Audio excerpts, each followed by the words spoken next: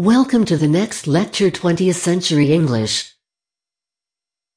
Today we are going to speak about 20th century English. You will learn what standard or received English is, and the most common British dialects. English has a rich history. He has undergone many changes since his appearance. Today, we have modern English, which includes many dialects. There is also normative or received English, which is taught in schools, and which is the language of the media. Now we will talk about received standard English. The abbreviation RP, received pronunciation, denotes the speech of educated people living in London and the southeast of England and of other people elsewhere who speak in this way. You also know it as British Received Pronunciation, BBC English, the Queen's English, and posh accent.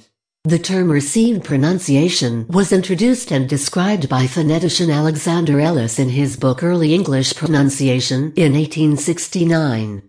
Although acquiring its unique status without the aid of any established authority, it may have been fostered by the public schools such as Winchester, Eton, Harrow, Rugby, and so on, and the ancient universities, Oxford and Cambridge. Next we're going to speak about characteristics of RP. Not every accent in Britain has a pronounced H sound, which is one difference between them, among differences in vowels. The prestige British accent known as received pronunciation (RP) pronounces H at the beginning of words, as in hurt, and avoids it in such words as harm. Cockney speakers do the reverse, I hurt my harm. Most English accents around the world pronounce words like car and heart with an audible R. RP is one of the few accents which does not. In RP, words like bath are pronounced with a long A, bath. Up north in England it is a short A. Accent variations mainly affect the vowels of a language.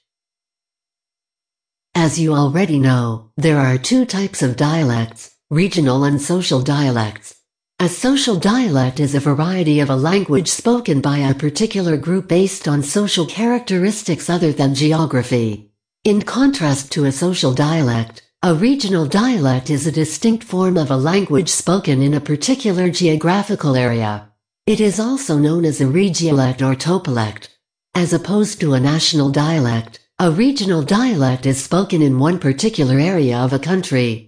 In the USA, regional dialects include Appalachian, New Jersey and Southern English, and in Britain, Cockney, Liverpool English and Geordie. But today we will speak only about British regional dialects. British regional dialects. There are 6 common dialects in the United Kingdom.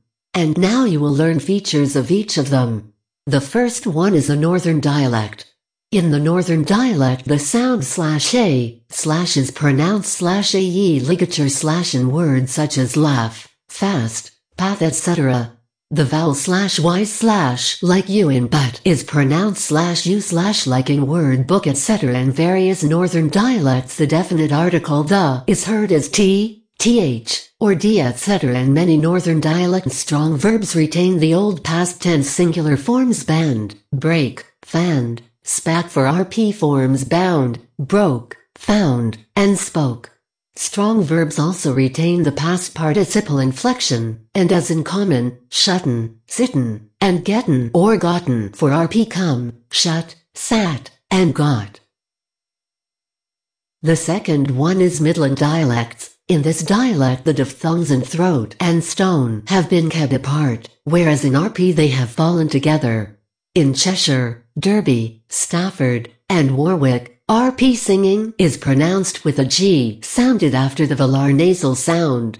In Norfolk one hears Stellington and Solitary for skeleton and solitary, showing an intrusive N just as does messenger in RP from French messager, passenger from French passager, and nightingale from Old English nightingala and so on.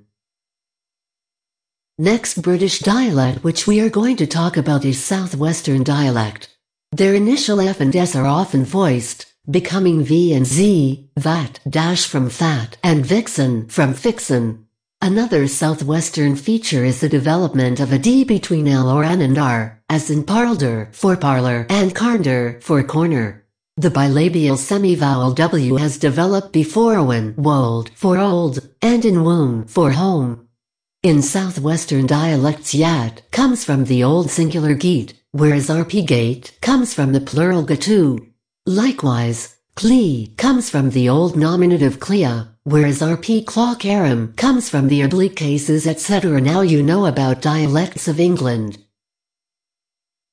In the other 3 countries of Britain there are also special dialects, which distinguishes their English from the normative one.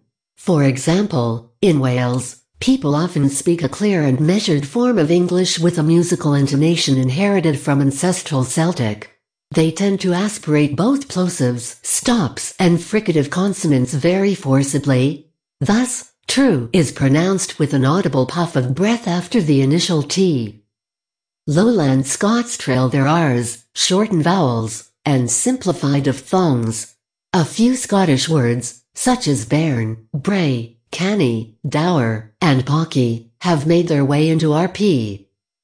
Northern Ireland has dialects related in part to Lowland Scottish and in part to the Southern Irish dialect of English.